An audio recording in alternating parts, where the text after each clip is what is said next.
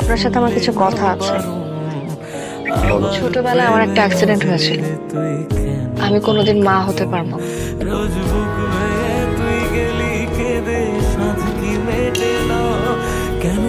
আমি এমন একজন পার্টনার চাই যে সবকিছু জেনে বুঝে মেনে আমার সাথে থাকবে, বিয়ের পরও সন্তান ছাড়া থাকতে সুখে থাকতে পারবে।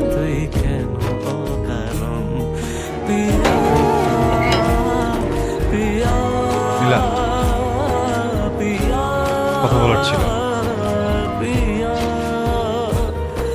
প্লিজ এরকম করবেন না, একটু কথা শুনুন। নীলা প্লিজ আমাকে একটা কথা বলার সুযোগ দিন প্লিজ। নীলা, গেটটা খুলুন।